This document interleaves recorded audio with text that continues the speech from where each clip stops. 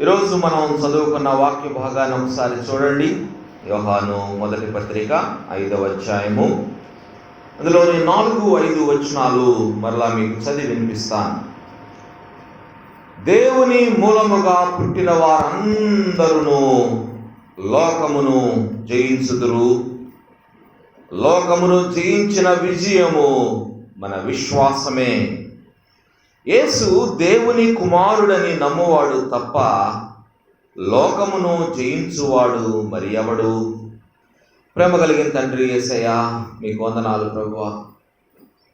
యువతి కాలము మీ సన్నిధిలో మీ వాక్యమును ధ్యానించే గొప్ప అవకాశాన్ని మీరు మాకు అనుగ్రహించినందుకు మీకు వందనాలు ప్రభువా. నైనా మీ సన్నిధిలో యువతి కాలం ఉండటమే ఒక గొప్ప ధన్యత. ఎంతోమంది నాయన రావాల్సి ఉన్నది ప్రభువా. నాయన ఏవో రకాలైన ఆటంకాలు, కారణాలు వారికి ఉండొచ్చు ప్రభువా. మీ సన్నిధికి రాలేకపోయినారు, కానీ మీరు నడిపించిన ప్రతి ఒక్క బిడ్డ కొరకు మిమ్మల్ని స్తుతిస్తూ ఉన్నాను. నాయన ప్రతి ఒక్కరిని మీరు ఈ ఉదయ కాలంలో దర్శించండి. ప్రతి ఒక్కరూ మీ మెల్లని స్వరాన్ని వినటానికి మీ కృప దయచేయండి. మా మాటలు కాదు ప్రభువా నాయనా, మా మాటలు, మా హృదయ ధ్యానము మీ దృష్టికి అంగీకారం ఉండటకు మీ కృప దయచేయండి నాయనా. మా సొంత ఆలోచనలు కాదు ప్రభువా, మీ ఆలోచనలు మా జీవితంలో నెరవేరటకు మీ కృప అనుగ్రహించండి.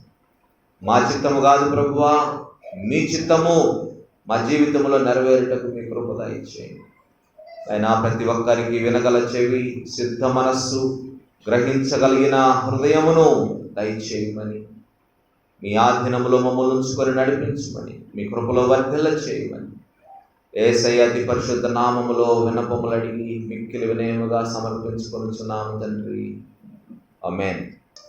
ఈ మాసము మన అంశము విక్టోరియస్ లైఫ్, జయ జీవితం. గమనించారా? మీ యొక్క ప్రేయర్ క్యాలెండర్స్లో ఈ థీమ్ని నేను మీకు ఇవ్వటం జరిగింది. ఈ మాసము మన అంశము జయ జీవితము, విక్టోరియస్ లైఫ్. గత మాసం అంతా మనం శిష్యరికము అనే అంశాన్ని మనం ధ్యానం చేయడం జరిగింది. శిష్యత్వము, మరి ఎవరు నిజమైన శిష్యులు కాగలరు, శిష్యులకు ఉండాల్సిన అర్హతలేంటి, శిష్యులు చేయాల్సిన పనులేంటి, ఈ విషయాలన్నీ మనం నేర్చుకుంటూ వచ్చాం. ఈరోజు మనము నూతన అంశాన్ని మనం ప్రారంభించబోతా ఉన్నాము.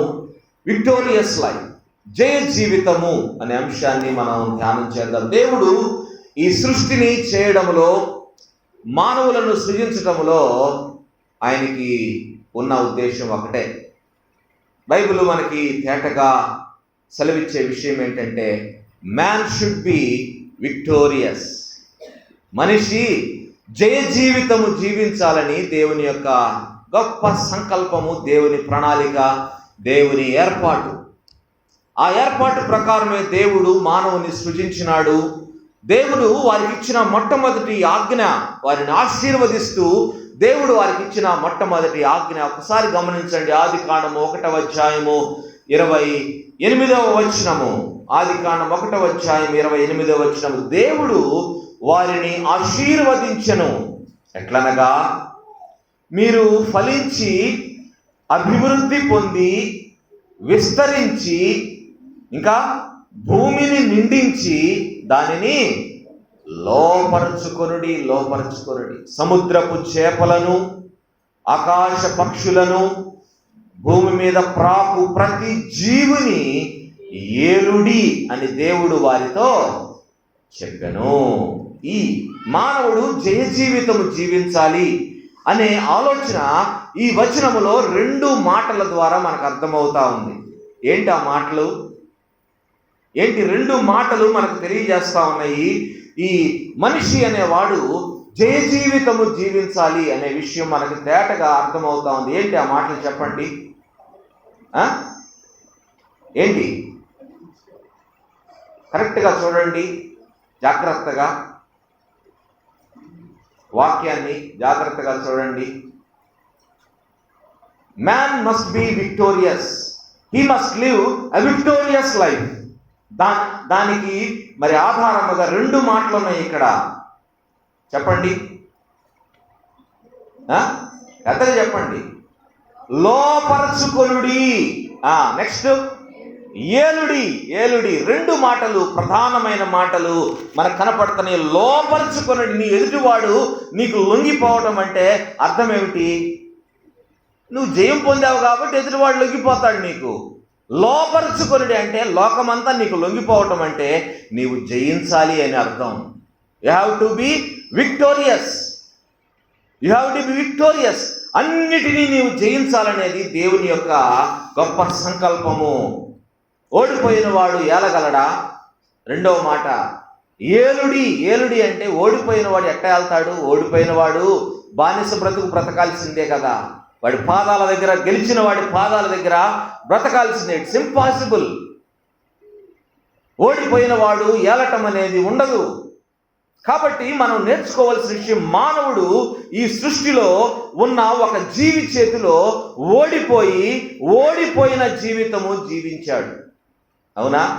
దేవుని ఉద్దేశం ఒకటైతే మానవుడు మరి ఆ ఉద్దేశానికి వ్యతిరేకముగా జీవించాడు. దేవుడు ఈ సృష్టిని ఏలమని దేవుడు ఆజ్ఞాపిస్తే, ఈ సృష్టిని లోపరుచుకోమని ఆజ్ఞాపిస్తే, ఈ సృష్టిలో ఉన్న సమస్త జీవులను నువ్వు ఏలుతూ వాటిని నీ పాదముల కింద పెట్టుకోమని దేవుడు ఆజ్ఞాపిస్తే, మానవుడు ఒక చిన్న జీవి చేతిలో ఓడిపోయి తలదించుకొని ఓటమి చెంది ఆ జీవితము జీవించటం మొదలుపెట్టాడు. ప్రియమైన దేవుని బిడ్డలారా, తలదించుకొని జీవించే జీవితము, ఓడిపోయిన జీవితము జీవించటము దేవుని చిత్తము ఎంత మాత్రము కాదు. మనిషి జీవించటము ఎట్లా జీవించాలి అంటే జయ జీవితము జీవించాలని దేవుడు ఎంతో కోరుకున్నాడు. దేవుని చిత్తము మ్యాన్ మస్ట్ బి విక్టోరియస్. మనిషి ఈ లోకములో జయ జీవితము జీవించాలని దేవుడు ఏర్పాటై ఉన్నది, దేవుని చిత్తమై ఉన్నది. మరి దేవుని చిత్తము నెరవేరిందా అంటే దేవుని చిత్తము నెరవేరలా. దేవుడు ఎన్నో ఆశలతోటి మరి చేసుకున్న ఈ మానవుడు దేవుని చిత్తాన్ని, ఉద్దేశాన్ని నెరవేర్చగలిగినాడా అంటే నెరవేర్చలేకపోయినాడు. వాక్యం మనకి చాలా తేటగా మనకు తెలియజేస్తా ఉంది. మానవుడు సృష్టి చేతిలో దారుణంగా ఓడిపోయినాడు. దేవుని ఆశలు నెరవేరలేదు, దేవుని ఉద్దేశాలు నెరవేరలేదు. ఆదాము సర్పము చేతిలో మోసపోయాడని వాక్యం మనకు తెలియజేస్తా ఉంది. సర్పము చేతిలో మోసపోయాడు, సర్పము చేతిలో ఓడిపోయినాడు. సమస్త మానవాళి తలదించుకొని బానిస బ్రతుకుతా ఉంది. అవునా? ఒక్కడు చేసిన పాపం వలన, ఒక్కడు చేసిన పొరపాటు వలన, ఒక్కడు ఒక ప్రాణి చేతిలో ఓడిపోవటం వలన సమస్త మానవాళి తలదించుకోవాల్సిన పరిస్థితి ఏర్పడింది. అదే స్థితిలో బ్రతుకుతా ఉంది. లోకాన్ని జయించి లోకాధికారిగా ఉండాల్సిన మానవుడు ఏమయ్యాడు? లోకాధికారాన్ని సాతానుకి అప్పగించేసినాడు. సాతాను చేతిలో బందీ అయిపోయినాడు. సాతాను చేతిలో బానిస అయిపోయి బానిస బ్రతుకుతా ఉన్నాడు. తరాలు గడిచిపోతా ఉన్నాయి. దించిన తల దించినట్టుగానే ఉంది. తల ఎత్తబడే పరిస్థితి కనపడటంలా. మానవాళి తల ఎత్తుకొని తిరిగే పరిస్థితి లేదు. ఎందుకంటే పాపము మన జీవితాలను ఏలుతున్నంతసేపు, పాప స్వభావం మనలో ఉన్నంతసేపు మనము లోకాన్ని జయించలేము, జయ జీవితము జీవించలేము, మన తల పైకి ఎత్తలేము. ఇది మన యొక్క స్థితి. పాపము యొక్క స్థితి ఏంటంటే మనము తలదించుకొని అవమానకరంగా బానిస బ్రతకటమే. గొప్ప దేవుని సేవకులు సైతము, దేవుని చేత మంచి పేరు పొందిన సేవకులు సైతము, దేవుని చేత మంచి సాక్ష్యము పొందిన గొప్ప దైవజనులు సైతము సాతాను చేతిలో ఓడిపోయిన సందర్భాలు మన బైబిల్ గ్రంథంలో ఎన్నో చూస్తాం. ఎన్నో సందర్భాలు మనకి కనపడతాయి. అందరూ సాతాను చేతిలో ఓడిపోయిన వారు. చాలామంది ప్రయత్నం చేశారు, కానీ ఈ లోకాన్ని జయించాలని, లోకాన్ని జయించి జయ జీవితం జీవించాలని ఎంతోమంది భక్తులు ప్రయత్నాలు చేశారు. దేవుడు కూడా వారికి అవకాశం ఇచ్చాడు. జయ జీవితం జీవించడానికి అవకాశములు ఎన్ని వచ్చినా అందరూ పడిపోయిన వారే, అందరూ సాతాను చేతిలో ఓడిపోయిన వారే. నా ఇల్లంతటిలో నమ్మకమైన వాడు, భూమి మీద ఉన్న వారందరిలో మిక్కిలి సాత్వికుడని దేవుని చేత సాక్ష్యము పొందిన మోషే సైతము సాతాను చేతిలో ఓడిపోయి కనాను దేశంలో ప్రవేశించలేకపోయాడు. దావీదు దేవుని చేత నా హృదయానుసారుడని సాక్ష్యము పొందిన దావీదు సాతాను చేతిలో దారుణంగా ఓడిపోయినాడు. ప్రియమైన దేవుని బిడ్డలారా, బైబిల్ గ్రంథంలో ఎన్నో సందర్భాలు మనం చూడొచ్చు. మానవుడు ఓడిపోతూ ఓడిపోతూ ఓడిపోతూ ఓటమి చెందిన జీవితం జీవించడము దేవుని చిత్తం ఎంత మాత్రం కాదండి. మానవుడు జయ జీవితం జీవించాలనేది దేవుని యొక్క గొప్ప ఏర్పాటు, దేవుని యొక్క సంకల్పం. ఇది ఎలా సాధ్యం? జయ జీవితం జీవించటము సాధ్యమేనా? ఓటమి చెందిన మానవుడు, సర్పము చేతిలో ఓడిపోయిన మానవుడు, సాతాను చేతిలో ఓడిపోయిన మానవుడు, సాతాను చేతిలో బందీగా ఉంటున్న మానవుడు జయ జీవితం జీవించడం ఎలా సాధ్యం? Is it possible? ఈ లోకంలో మానవ మాతృలకైతే ఇది సాధ్యం కాదు, కానీ ఒక వ్యక్తికి ఇది సాధ్యం. ఈ లోకంలో ఏ ఒక్కరికి ఇది సాధ్యం కాదు, కానీ ఒక్కరికే సాధ్యం. అది ఎవరంటే దేవునికే సాధ్యం.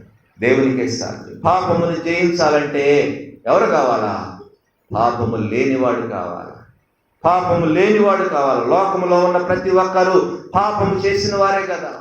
అందరూ పాపము చేసి దేవుడు అనుగ్రహించు మహిమను పొందలేకపోతున్నారు.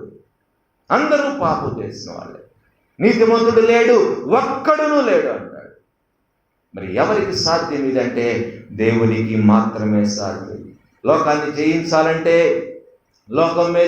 లోకంలో ఉన్న సమస్తము మీద, ఈ లోకాధికారి అయిన సాతాను మీద అధికారము కలిగిన వాడై ఉండాలి. మానవుడు అధికారాన్ని పోగొట్టుకున్నాడు కదా, మరి జయించలేడే. అధికారం ఎవరికి ఉంది? లోకాధికారం మీద అధికారం దేవునికి మాత్రమే ఉంది. అంతేకాదు, శత్రువును జయించాలంటే శత్రువు కంటే బలము కలిగిన వాడై ఉండాలి. శత్రువు కంటే ఎక్కువ బలము కలిగిన వాడై ఉండాలి. ఈ అర్హతలన్నీ మనకి ఎవరిలో కనపడుతున్నాయి అంటే ఒక దేవునిలో మాత్రమే ఈ అర్హతలు మనకు కనపడతా ఉన్నాయి. ఈ అర్హతలన్నీ ఉన్న ఒక్క దేవుడు ఈ భూమి మీదకు దిగి వచ్చాడు. ఎందుకంటే ఈ లోకంలో పాపము అనే బంధకాలలో బంధించబడి సాతాను చేతిలో బందీలైపోయి, సాతాను చేతిలో దారుణంగా ఓడిపోయి పతనమైన స్థితిలో జీవిస్తున్న మానవులను చూసి దేవుడు ఓర్చుకోలేకపోయినాడు. దేవుడు సృష్టించిన ఉద్దేశం వేరు, మనిషి బ్రతుకుతున్న ఉద్దేశము వేరు. దేవుడు వారిని జయ జీవితం జీవించి జయించే వారిని దేవుడు పరలోకంలో సింహాసనం మీద కూర్చోబెట్టాలని దేవుడు ఆశిస్తే, మానవుడేమో దారుణముగా ఓడిపోయిన స్థితిలో, పతనమైపోయిన స్థితిలో ఈ లోకంలో బానిస బ్రతుకుతా ఉన్నాడు. దేవుడు చూస్తూ ఊరుకుంటాడా అంటే ఊరుకోలా.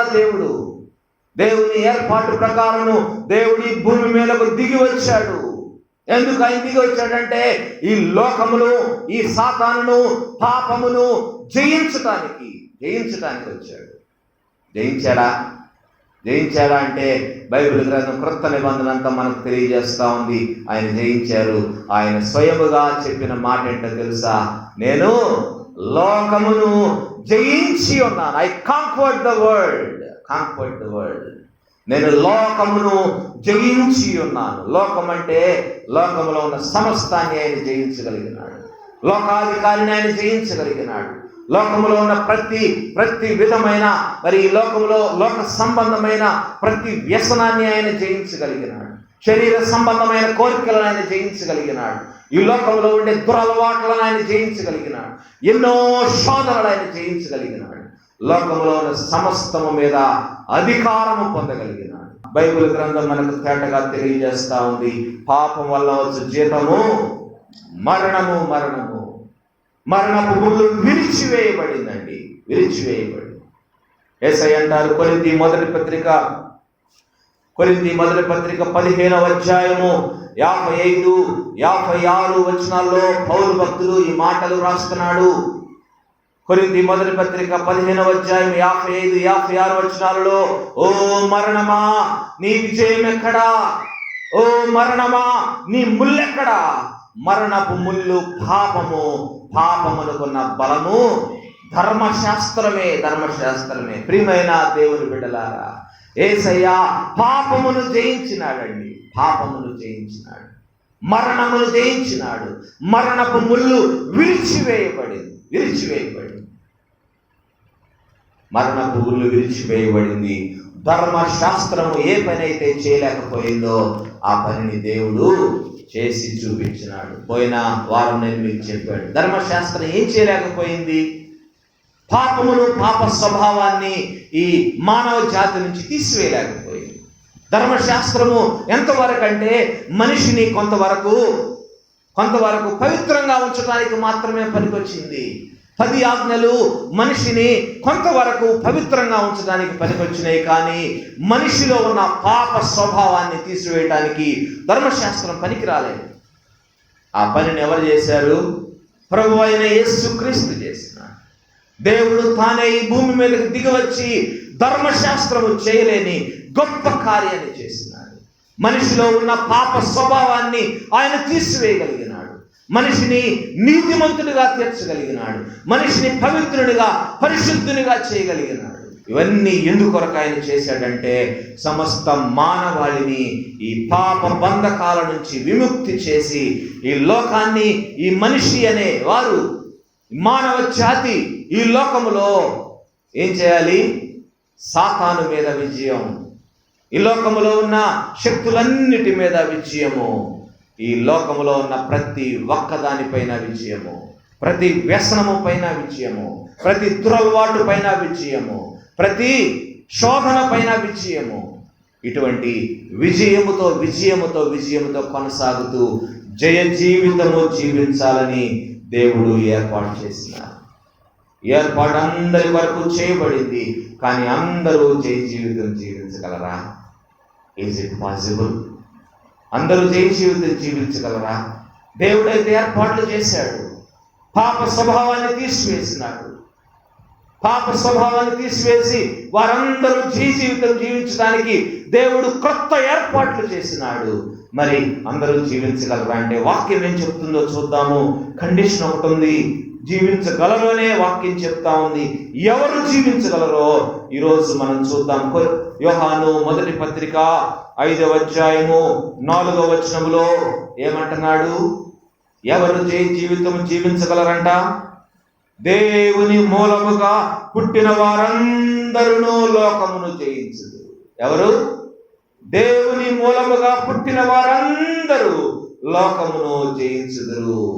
దేవుని మూలముగా పుట్టిన వాళ్ళంటే ఎవరు?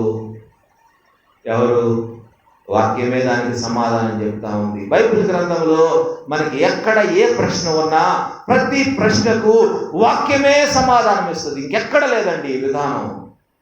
వాక్యమే మన ప్రశ్నలన్నిటికీ సమాధానం ఇస్తుంది.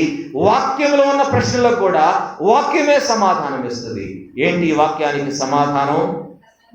చూడండి 5వ అధ్యాయమే 1వ వచనంలో వ్రాస్తూ ఉన్నాడు. 1వ వచనంలో యేసే క్రీస్తయి ఉన్నాడని నమ్ము ప్రతి వాడును దేవుని మూలముగా పుట్టి ఉన్నాడు. దేవుని మూలముగా యేసే క్రీస్తయి ఉన్నాడని నమ్ము ప్రతి వాడును దేవుని మూలముగా పుట్టి ఉన్నాడు. ప్రియమైన దేవుని బిడ్డలారా, ఈ మాట ఎందుకు ఇంత ఖచ్చితంగా వ్రాయబడిందో తెలుసా? ఈ మాట ఎందుకు వ్రాయబడిందంటే ఆనాటి యూదులు యేసయ్య దినాలలో యేసయ్య వారి కొరకు దిగి వస్తే, యేసయ్య వారి కోసం వస్తే ఆ దినాల్లో యేసు ప్రభువును క్రీస్తు అని, అంటే ఆయనే అభిషిక్తుడని, ఆయనే వారు ఎదురు చూస్తున్న మెస్సియా అని ఆనాటి యూదులు గుర్తించలా. ఆయన్ని లెక్క చేయలేదు. ఆయన వారి వద్దకు వచ్చాడు. వారు ఎదురు చూస్తున్న మెస్సియా ఆయనే అని యూదులు నమ్మట్లేదు. ఆయన్ని ఒక వ్యక్తిగా చూస్తా ఉన్నారు. వ్యక్తిగా అంటే యోసేపు మరియల కొడుకుగా మాత్రమే చూస్తున్నారు. ఇంకా ఆయనను ఒక ప్రవక్తగా చూశారు. కానీ ఆయనే దేవుడని, ఆయనే రక్షకుడని, ఆయనే వారు ఎదురు చూస్తున్న మెస్సియా అని వారు నమ్మలా. వాక్యం తేటగా ఉంది. యోహాను సువార్త 1వ అధ్యాయము 10-11 వచనాలలో ఆయన లోకములో ఉండెను. ఆయన అంటే ఆయన అంటే వాక్యం పై వచనాల్లో మనం చదవచ్చు. ఆది యందు వాక్యం ఉండెను, వాక్యము దేవుని యొద్ద ఉండెను, వాక్యమే దేవుడై ఉండెను. ఆ దేవుడు, ఆ వాక్యము శరీరధారిగా కృపా సత్య సంపూర్ణుడిగా ఎక్కడ నివసించాడు? మన మధ్య నివసించాను. He lived among us. కృపా సత్య సంపూర్ణుడిగా, శరీరధారిగా. దేవుడండి ఆయన. దేవుడు ఈ లోకానికి దిగి వచ్చినాడు. ఆయన లోకములో ఉండెను, లోకం ఆయన మూలముగా కలిగెను. ఆయన తన స్వకీయుల యొద్దకు వచ్చెను. అంతకంటే ముందు లోకం ఆయన మూలముగా కలిగెను, కానీ లోకం ఆయనను తెలుసుకొనలేదు. The world did not recognize him as the Lord and Savior. The world did not recognize him as the Messiah. వాళ్ళు ఎదురు చూస్తున్న ఆయన కొరకే, తరతరాలుగా ఎదురు చూస్తున్నారు. మాకొక మెస్సియా రాబోతున్నాడు, మమ్మల్ని విడిపిస్తాడు, ఈ సాతాను బంధకాల నుంచి, ఈ రోమా సామ్రాజ్యపు బంధకాల నుంచి మమ్మల్ని విడిపిస్తాడని ఎదురు చూస్తున్నారు. తపన పడతా ఉన్నారు, వస్తున్నాడని. కానీ ఎందుకు వారు గుర్తించలేకపోయారంటే, వారు ఎదురు చూస్తున్న మెస్సియా వేరు, ఆయన వస్తాడు అనుకున్న విధానము వేరు, యేసయ్య వచ్చిన విధానము వేరు. అందుకనే యూదులు ఆయన్ని మెస్సియాగా గుర్తించలేకపోయినారు. సాతాను వారి మనోనేత్రములకు గుడ్డితనము కలుగు చేసినాడు. దేవుడు వారి ఎదుట ఉన్నాడు, కానీ వారు చూడలేని పరిస్థితిలో ఉన్నారు. ఇంకా అంటున్నాడు, ఆయన తన స్వకీయుల యొద్దకు వచ్చెను, ఆయన స్వకీయులు ఆయనను అంగీకరించలేదు. He came to his own and his own people did not receive him. ఆయన సొంత జనులు, ఆయన స్వకీయులు ఆయనను అంగీకరించలేదు. ఆయన యందు సంపూర్ణముగా విశ్వాసం ఉంచి ఆయన నిజ దేవుడని, రక్షకుడని నమ్మిన వారు ఎంతమంది? 12 మంది నమ్మారండి. 12 మంది నమ్మారు. ఈ సంగతిని వారు తమ నోటితో ఒప్పుకున్నారు. నేను గత మాసంలో వారాల్లో నేను మీకు తెలియజేశాను. మత్తయి సువార్తలో ఒక సందర్భాన్ని చూద్దాం. మత్తయి సువార్త 16వ అధ్యాయము 13 నుంచి 16 వచనాలలో శిష్యులు ఆయన దగ్గర ఉన్నప్పుడు యేసయ్య అడిగారు తన శిష్యుల్ని, శిష్యులారా, నేను ఎవరినని ప్రజలు అనుకుంటా ఉన్నారు? నా గురించి ఏం చెప్పుకుంటున్నారు ప్రజలు అంటే, వాళ్ళు సమాధానం ఇస్తున్నారు, అయ్యా, కొందరైతే నీవు బాప్తిస్మిచ్చి యోహాను అని అనుకుంటున్నారు, కొందరైతే నీవు ఏలియా అని అనుకుంటున్నారు, కొందరైతే నువ్వు ఇర్మియా ప్రవక్తమని అనుకుంటా ఉన్నారు ప్రభువా అంటే, యేసయ్య అంటున్నారు, వాళ్ళు అనుకుంటున్నారు, సరే మీ సంగతి ఏంటి, మీరేమనుకుంటున్నారు నా గురించి అని యేసయ్య అడిగితే, వారందరి పక్షంగా పేతురు అంటున్నాడు, అయ్యా, నీవు సజీవుడవగు దేవుని కుమారుడవైన క్రీస్తువు అని చెప్పాను. ఏమంటున్నాడు? నీవు సజీవుడవగు దేవుని కుమారుడవైన క్రీస్తువు. ఎవరు లోకాన్ని జయించగలరు? Who can be victorious in this world? ఎవరు జీవితము జీవించగలరు? ఎవరు లోకాన్ని జీవించగలరంటే, వాక్యము తేటగా ఉంది, దేవుని మూలముగా పుట్టిన వారందరూ లోకమును జయించగలరు.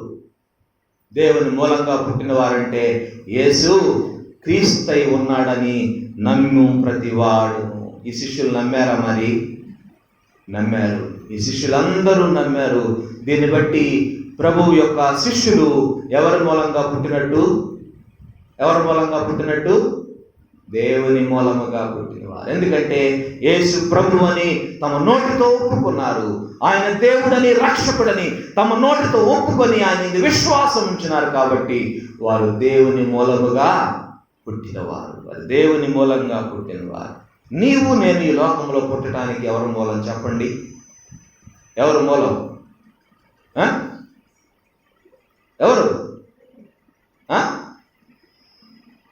ఎవరోనా? దేవుడా? మన తల్లిదండ్రులండి మనకు మూలం. దేవుడు అల్టిమేట్గా అయినా ఈ లోకంలో మనం ఈ భూమి మీద మనం ఉంటున్నామంటే ఎవరి మూలంగా? మన తల్లిదండ్రుల మూలంగా. మన తల్లిదండ్రుల మూలముగా శరీరములతో మనం పుట్టిన వారు. దేవుడు ఇక్కడ మనకు తెలియజేస్తా ఉన్నది, వేరే సంగతి. దీన్ని ఆలోచించండి. మన తల్లిదండ్రుల్లో ఇద్దరిలో ఎవరు లేకపోయినా మనం పుట్టేవాళ్ళం కాదు, అవునా? ఇద్దరు ఉండాలి. ఇద్దరు ఉంటేనే మనం పుట్టాం. లోక సంబంధమైన తల్లిదండ్రుల మూలంగా పుట్టిన వారు లోకాన్ని, పాపాన్ని, సాతానును జయించలేరు. లోకం మూలంగా పుట్టిన వారు, లోకంలోని తల్లిదండ్రులకు పుట్టిన వారు ఈ లోకాన్ని జయించలేరు. ఎందుకంటే వారిలో పాప స్వభావం తల్లి గర్భంలో నుంచే వారికి వచ్చేసింది. We cannot overcome the world. ఈ లోకాన్ని జయించలేము, శరీరాన్ని జయించలేము, పాపాన్ని జయించలేము, సాతానుని జయించలేము.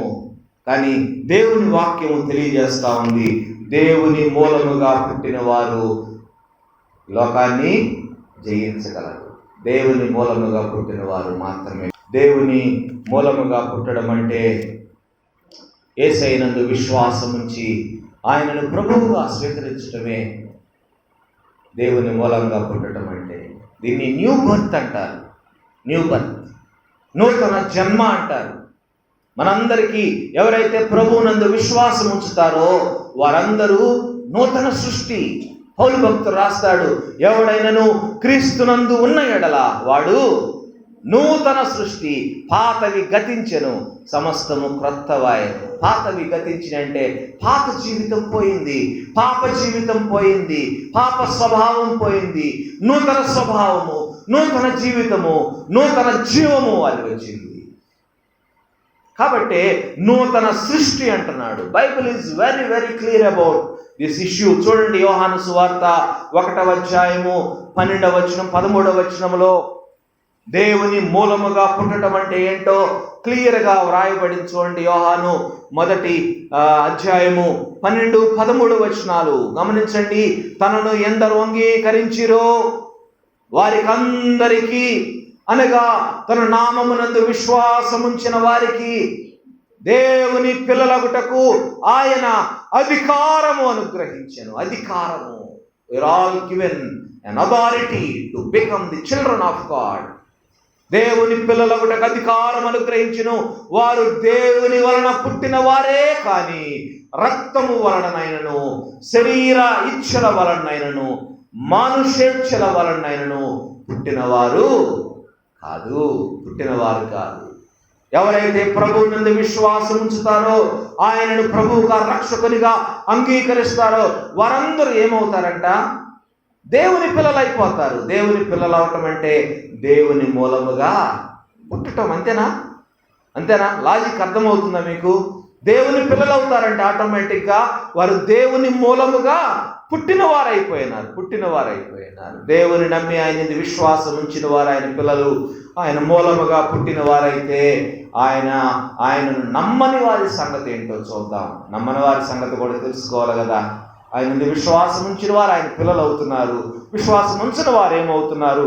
యోహాను 1వ పత్రిక 2వ అధ్యాయము 22వ వచనం చూడండి.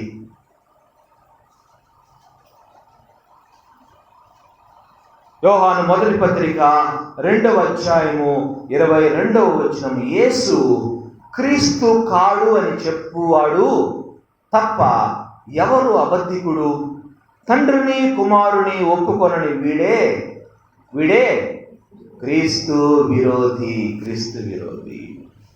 విరోధిగా మారుతున్నాడు. ఎవరైతే ప్రభువునందు విశ్వాసం ఉంచుతున్నారో వారు దేవుని పిల్లలు అయిపోతున్నారు. ఎవరైతే క్రీస్తును నమ్మటం లేదో వారు క్రీస్తు విరోధులైపోతున్నారు. క్రీస్తు విరోధుల గమ్యము నరకము, అగ్నిగుండము. ఇప్పుడు మీ ముందు ఒక ప్రశ్న ఉంచుతా ఉన్నాను. నీవు దేవుని బిడ్డవా, దేవునికి విరోధివా? దేవుని బిడ్డవా, నీవు దేవునికి విరోధివా అని నీ ముందు ప్రశ్న ఉంచుతా ఉన్నాను. నువ్వు దేవుని బిడ్డవైతే నీవు ఈ లోకంలో జై జీవితము జీవించగలవు. దేవుని విరోధమైతే నీవింకా నీ పాపముల్లోనే ఉన్నావు. నీ పాపముల్లోనే నీవు మరణిస్తావు. నీ పాపముల్లోనే నీవు అగ్ని గంధకములతో మండే గుండములు నువ్వు పడవేయబడతావు. దేవుడి ఉదయకాలం నీతో మాట్లాడుతూ ఉన్నాడు. దేవుని బిడ్డలకు దేవుడు ఈ లోకములో ఉన్న వాటిని, లోకాధికారిని జయించే అధికారం ఇస్తాడండి.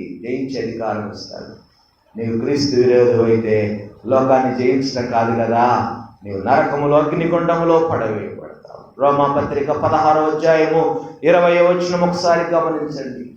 రోమా 16:20. సాతాను జయించే సామర్థ్యమును దేవుడు మనకిస్తాడు దేవుని బిడ్డలుగా మారితే. చూడండి, రోమా 16:20 అంటున్నాడు, సమాధానకర్తయగు దేవుడు సాతానును మీ కాళ్ళ క్రింద శీఘ్రముగా చితుక త్రొక్కించును. ఎంత గొప్ప ఆధిక్యత అండి ఇది, ఎంత గొప్ప ఆధిక్యత. లోకాధికారి మనల్ని తొక్కేస్తా ఉన్నప్పుడు, నలిపేస్తా ఉన్నప్పుడు, మనల్ని పైకి లేవనీయకుండా అణిచివేస్తా ఉన్నప్పుడు దేవుడు చూడలేక మనల్ని విడిపించినాడు కదా. ఇంకా ప్రభువునందు విశ్వాసం ఉంచకుండా ఎంతకాలం నీవు వాడి చేత తొక్కబడతావు, ఎంతకాలం వాడి చేత అణిచివేయబడతావు? వాడి పాదాల కింద ఉండటమే నీకు సంతోషంగా ఉందా? వాడి పాదాల నుంచి బయటికి రావాలని ఇష్టం లేదా? ప్రియమైన దేవుని బిడ్డ, నీ కాళ్ళ క్రింద సాతానును చితక తొక్కాలనే ఆశ నీకు లేదా? ఎంతకాలం అక్కడే ఉండి సంతోషిస్తూ ఉంటావు? లోకంలో బాగుందని ఎంతకాలము ఎంజాయ్ చేస్తూ ఉంటావు? వాడిని జయించాలనే ఆశ నీకు కలగటం లేదా? సాతానుని జయించాలనే ఆశ నీకు ఉంటే యువదే కాలం దేవుడు గొప్ప అవకాశాన్ని నీకు ఇస్తా ఉన్నాడు. ఈరోజే నువ్వు ఆయన బిడ్డగా మారవచ్చు. ఇంకా ఆయన బిడ్డలుగా మారని వాళ్ళతోటి నేను ఈ ఉదయకాలం మాట్లాడుతూ ఉన్నాను. ఇంకా ప్రభువుని రక్షకునిగా అంగీకరించకుండా వస్తూ పోతూ కాలం గడుపుతా ఉన్న వారితో నేను మాట్లాడుతూ ఉన్నాను. నిర్ణయాలను వాయిదా వేసుకుంటూ ఉన్న వారితో నేను మాట్లాడుతూ ఉన్నాను. రక్షణ తీర్మానాన్ని వాయిదా వేసుకుంటున్న వాళ్ళతో నేను మాట్లాడుతూ ఉన్నాను. బాప్తిస్తాన్ని వాయిదా వేసుకుంటున్న వాళ్ళతో నేను మాట్లాడుతూ ఉన్నాను ఈ ఉదయకాలం. ఇంకా వాడి పాదాల కింద నలిగిపోతావా? వాడి పాదాల నుంచి బయటకు వచ్చి జయ జీవితం జీవించాలని ఆశ నీకు లేదా? నీకు ఆశ ఉంటే దేవుడు ఈరోజు నీకు అవకాశం ఇస్తా ఉన్నాడు. బల దగ్గరకు వచ్చినప్పుడు మేము చూస్తూ ఉంటాము, ఎంతో మంది వెళ్ళిపోతూ ఉంటారు. ఎందుకంటే వారి జీవితంలో ప్రభువుకు స్థానం లేదు. ఇంకా ఆరాధనకు వచ్చిపోతున్నారు కానీ వాళ్ళ జీవితంలో మార్పు లేదు. జయ జీవితం జీవించాలని ఆశ లేదు. లోకంలో ఉన్న ఎన్నో దురలవాట్లు, ఎన్నో వ్యసనాలు, ఎన్నో రకాలైన శోధనలు వారిని శోధిస్తున్నాయి, పట్టి బంధించి ఉంచినాయి. అందుకనే ప్రభువు దగ్గరికి రాలేకపోతా ఉన్నారు. బల దగ్గరికి రాలేని పరిస్థితి, రక్షణ తీర్మానం చేయలేని పరిస్థితి. జయ జీవితం జీవించాలన్న ఆశ నీకు ఉంటే ఈరోజు ప్రభువుని అడుగు, అయ్యా నేను జయ జీవితం జీవించాలి ప్రభువా. యేసు ప్రభువుని నీ నోటితో ఒప్పుకో, ఆయన దేవుడని నీ హృదయంలో విశ్వసించు, అంతే చాలు. మిగతా దేవుడు చూసుకుంటాడు. నీ హృదయంలో విశ్వాసం ఉంచు, ప్రభువా నీవు నాకు కావాలి, నేను జయ జీవితం జీవించాలని నేను కోరుకుంటున్నాను ప్రభువా అని ఒక్క కోరిక దేవుడిని అడుగు చాలు. ప్రభువు మిగిలిన సంగతులు దేవుడిని చూసుకుంటాడు. లోకమును జయించే అధికారాన్ని నీకు ఇస్తాడండి దేవుడు. లోకాన్ని జయించిన విజయము మన విశ్వాసమే అంటున్నాడు. విశ్వాసమే కదా అన్నిటికీ మూలం. మరి విశ్వాసము లేకుండా దేవునికి ఇష్టడై ఉండుట అసాధ్యమని వాక్యం తెలియజేస్తా ఉంది. మన జీవితంలో ఈరోజు మనము దేవుని సన్నిధిలో ఉన్నామంటే దానికి కారణము విశ్వాసం. అబ్రహాము విశ్వాసమును బట్టి దేవుడు ఈ సృష్టిని మార్చివేసినాడండి. ఒకప్పుడు దేవునిని మరి ఎరుగని ప్రజలుగా ఉన్నారు అబ్రహాము పూర్వీకులు. దేవుని ఎరుగని ప్రజలను దేవుడు మరి పిలిచినాడు. అబ్రహామును ప్రత్యేకపరిచినాడు. విశ్వాసులకు ఆయన తండ్రి అయ్యాడు. విశ్వాసముతో దేవుడు ఆయనని పోషించినాడు. విశ్వాసము ద్వారానే ఆయన్ని బ్రతికించినాడు. విశ్వాసము ద్వారానే ఆయన వాగ్దాన దేశంలో ప్రవేశపెట్టినాడు. విశ్వాసం. ఈరోజు ఆయన సన్నిధిలో నీవు నేను ఉన్నామంటే కారణము విశ్వాసం. మరి ప్రభువునందు విశ్వాసం ఉంచి దేవుని మూలముగా పుట్టిన వారు ఏం చేయాలి? వాళ్ళ బాధ్యతలేంటి? వాళ్ళు చేయాల్సిన పనులేంటి? గత వారాల్లో మనం శిష్యరికం అనే అంశాన్ని మనం ధ్యానించుకుంటున్నప్పుడు మనం కొన్ని విషయాలు మనం నేర్చుకున్నాం. శిష్యుల యొక్క బాధ్యతలు ఏంటో మనం నేర్చుకున్నాం. ఈరోజు కూడా మనం దేవుని మూలముగా, శిష్యులందరూ దేవుని మూలముగా పుట్టారని మనం నేర్చుకున్నాము. మరి దేవుని మూలముగా పుట్టిన వారు ఏం చేయాలి?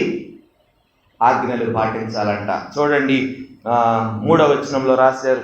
మనం చదువుకున్న వాక్య భాగంలో 3వ వచనంలో, మనం ఆయన ఆజ్ఞలను గైకొనుటయే దేవుని ప్రేమించుట, ఆయన ఆజ్ఞలు భారమైనవి కావు అని రాశారు. మనం ఆయన్ను ప్రేమించటము ఎట్లా తెలుస్తుందంటే, ఆయన ఆజ్ఞలు పాటించటం వలన, ఆయన ఆజ్ఞలు గైకొనటం వలన మనం ప్రభువును ప్రేమిస్తున్నామనే విషయము అర్థమవుతుంది. దేవుని ఎంతగా ప్రేమించారండి, దేవుని ఎంతగా ప్రేమించారు నేను గత వారాల్లో మీకు తెలియజేశాను. శిష్యులంటే ఎవరు? శిష్యులంటే 3 అర్హతలు వాళ్ళకు ఉండాలని చెప్పాను. ఏంటవి? మొదటిది ప్రభువునన్నిటికంటే ఎక్కువగా ప్రేమించాలి. అవునా? అన్నిటికంటే ఎక్కువగా ప్రేమించాలి. రెండవది, తనను తాను ఉపేక్షించుకొని తన సిలువనెత్తుకొని వెంబడించాలి.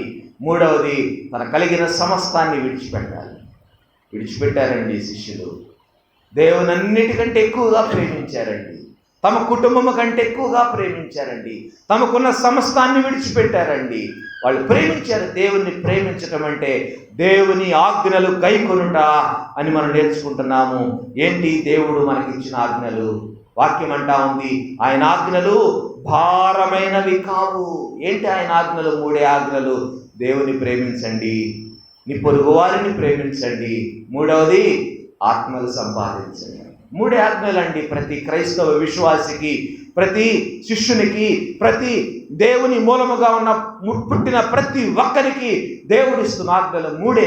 దేవుని ప్రేమించండి, పొరుగువారిని ప్రేమించండి, ఆత్మలు సంపాదించండి, సర్వ సృష్టికి సువార్త ప్రకటించండి. భారమైనవా ఇవి?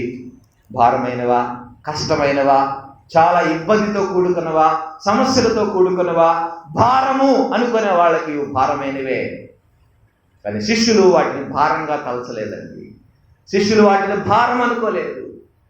దేవుని ఆజ్ఞలు పాటించడమే మాకున్న ఏకైక గోల్ అనుకున్నారు. మాకున్న గురి ఒక్కటే, దేవుడు మాకు ఇచ్చిన ఆజ్ఞ పాటించాలి, సర్వ సృష్టికి సువార్త ప్రకటించాలి. వెళ్ళిపోయారు. దేశాన్ని విడిచిపెట్టారు, కుటుంబాన్ని, బిడ్డలని, సమస్తాన్ని, వృత్తిని, అన్నిటినీ విడిచిపెట్టారు, వెళ్ళిపోయారు. దేవుని నిజముగా ప్రేమించేవారు ఆయన ఆజ్ఞలు గైకొంటారు.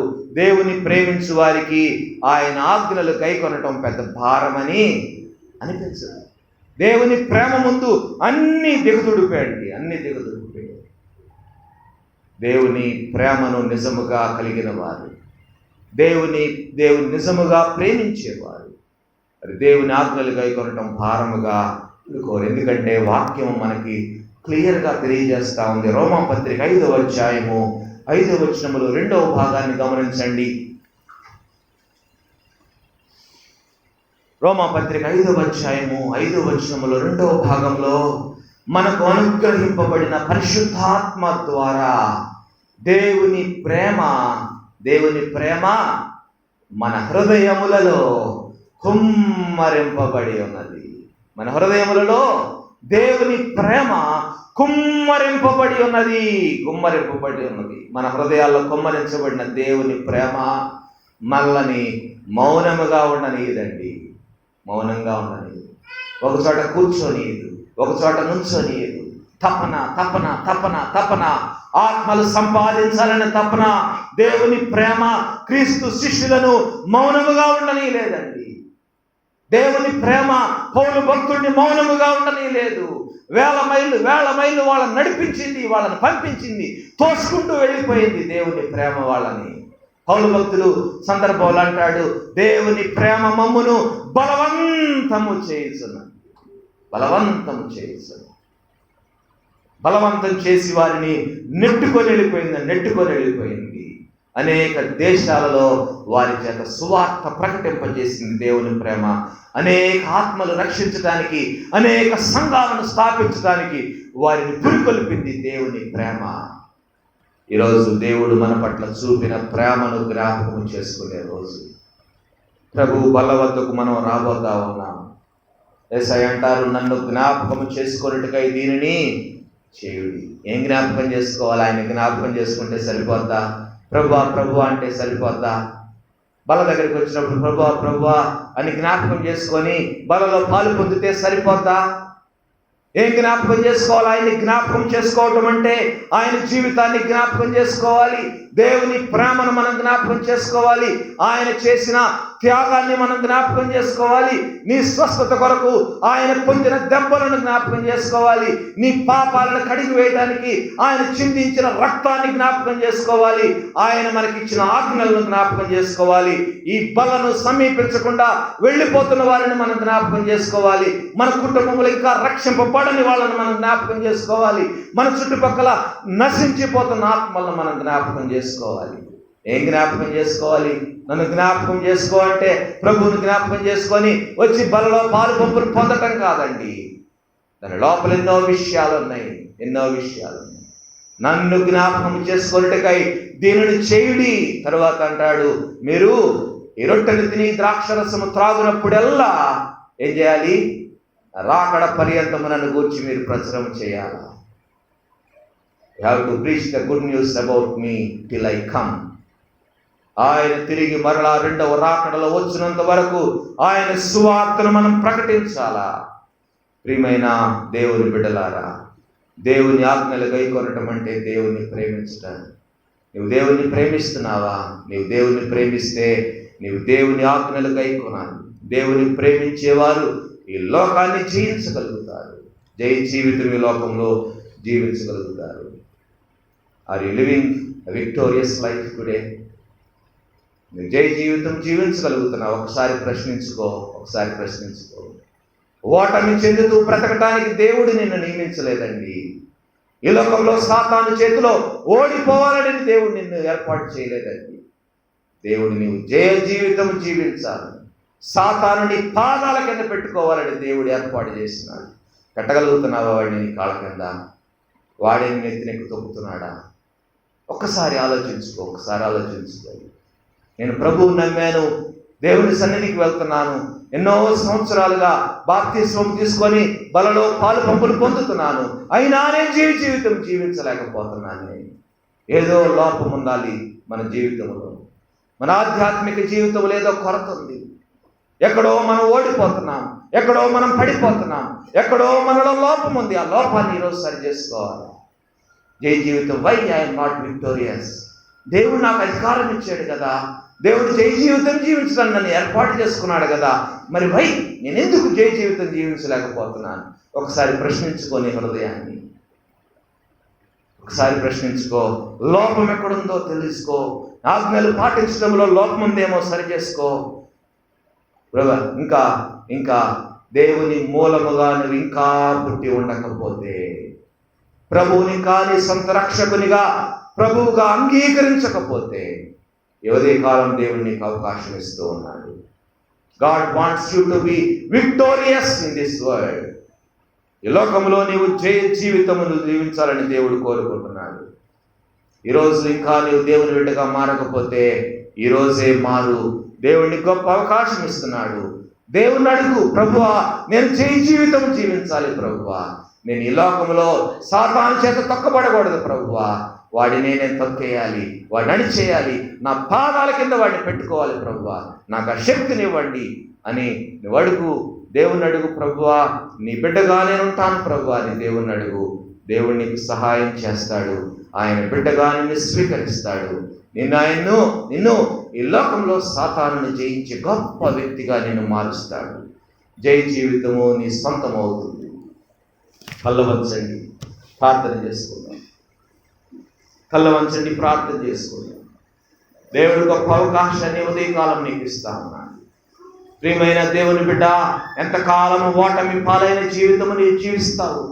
ఎంతకాలము వాడి పాదాల కింద నువ్వు నలిగిపోతావు? ఎంతకాలం ఇది? వాడి పాదాల నుంచి బయటకు రావాలని లేదా నీకు? ఎంతకాలము శోధనలతో నలిగిపోతావు? ఎంతకాలం ఇబ్బందులతో కొట్టుమిట్టాడతావు? ఎంతకాలము వాడి యొక్క కబంధ హస్తాలలో బందీగా ఉంటావు? ఎంతకాలం ఈ దినాలు? ఎంతకాలం ఈ శోధనా జీవితం? ఎంతకాలము ఓటమి? ఇకనైనా బయటికి రావాలని నీకు లేదా? ఇకనైనా ప్రభువునందు విశ్వాసముంచు, ప్రభువు నిన్ను ఈ లోకములో జయించేవానిగా ఉంచుతాడండి, జయించేవానిగా ఉంచుతాడు. చాలామంది ఓడిపోయిన స్థితిలో ఈ దినాన కనపడతా ఉన్నారండి. చాలామంది పడిపోయిన స్థితిలో కనపడతా ఉన్నారు. చాలామంది సాతాను పాదముల కింద అణగదొక్కబడుతున్న స్థితిలో కనపడతా ఉన్నారు. కుటుంబములో సమస్యలు, కుటుంబములో శోధనలు, కుటుంబములో ఏడుపు కన్నీళ్లు, కుటుంబంలో వేదన దుఃఖము. ఎందుకు ఇవన్నీ? ఏదో లోపం ఉందండి, ఏదో లోపం ఉంది. మన విశ్వాస జీవితంలో ఏదో కొరత ఉంది. దేవుని ఆజ్ఞలు పాటించడంలో ఏదో లోపం ఉంది. సరిచేసుకోవడానికి ప్రయత్నించు ప్రియమైన దేవుని బిడ్డ, సరిచేసుకో. దేవుడు నీకు జై జీవితాన్ని అనుగ్రహిస్తాడు. అంతేకాదు, ఇంకా నువ్వు ప్రభువు తెలుసుకోకపోతే దేవుడు ఈరోజు నీకు అవకాశం ఇస్తున్నాడు. ప్రభువుని తెలుసుకో. ఈ క్షణమైన జై జీవితం జీవిస్తూ నువ్వు పరలోక రాజ్యములో ఆయనతో ఉంటావు. ప్రార్థన చేయి. ప్రభువా, ఈ లోకాన్ని జయించలేకపోతున్నాను, జయించే శక్తిని, సామర్థ్యాన్ని నాకు దయచేయి ప్రభువా అని అడగండి. దేవుడిస్తాడు. ప్రేమ కలిగిన తండ్రి యేసయ్యా, మీకు వందనాలు. యోదే కాలమునైనా మీ సన్నిధిలో ఈ విధముగా మేము ప్రార్థించే అవకాశం ఇచ్చినందుకు వందనాలు ప్రభువా. ఈ లోకంలో మేము జై జీవితం జీవించడానికి మమ్మల్ని మీరు ఏర్పాటు చేసుకున్నప్పటికీ నాయనా, ఓటమి చెందిన జీవితాన్ని మేము జీవిస్తున్నాం ప్రభువా. We are living a defeated life. నాయనా, మా జీవితంలో ఎన్నో కొరతలు ఉన్నాయి, ఎన్నో లోపాలు ఉన్నాయి ప్రభువా. ఎన్నో రకాలుగా నైనా సాతాను చేత అణగద్రొక్కబడతా ఉన్నాం మేము. ఎన్నో విషయాల్లోనైనా వాడిని జయించలేని స్థితిని అయినా వాడిదే పైచేయిగా ఉంటా ఉంది మా జీవితాల్లో. కనికరించండి ప్రభువా, సహాయం చేయండి నాయన. ఇప్పటికైనా మేము నాయన వాడిని అణగద్రొక్కే శక్తిని మాకు దయచేయమని వేడుకుంటున్నాం. మాలో ఉన్న లోపాలను మేము సరిచేసుకోవటానికి, మాలో ఉన్న రహస్య పాపములు మేము విడిచిపెట్టడానికి, నాయనా మీ అధికారం క్రిందకు రావటానికి, మీ అడుగు జాడల్లో నడుచుకోవటానికి మీ కృప దయచేయమని వేడుకుంటున్నాం ప్రభువా. ఇంకా నాయన మిమ్మల్ని రక్షకుని అంగీకరించని వారి కొరకు మేము ప్రార్థిస్తూ ఉన్నాం. ఈ బల సహవాసములో పాలు పంపులు పొందలేకపోతున్న వారి కొరకు మేము ప్రార్థిస్తూ ఉన్నాం. వారి జీవితాలను మీరు తాకండి ప్రభువా, వారితో మీరు మాట్లాడండి ప్రభువా, వారిని దర్శించండి నాయనా. మీరు రాకడ సమీపంగా ఉంది ప్రభువా. ఈ లోకంలో నాయన జై జీవితం జీవించే కృపను నాజరీన్ సంఘంలో ఉన్న ప్రతి ఒక్క విశ్వాసికి, అవిశ్వాసికి నీ దయచేయమని మేము వేడుకుంటున్నాం ప్రభువా. సహాయం చేయండి. అవిశ్వాసులను విశ్వాసులుగా మార్చండి, నూతన సృష్టిగా మార్చండి. ఈ దినదేవులతో ప్రతి ఒక్కరిని నింపి ఆశీర్వదించమని, మీ కృపలో వర్ధనం చేయమని, ఈ లోకంలో మేము జయించు వారముగా ఉండటానికి మీ కృప మాకందరికి అనుగ్రహించమని యేసయ్య పరిశుద్ధ నామములో అడిగి వేడుకుంటున్నాము తండ్రి. ఆమేన్.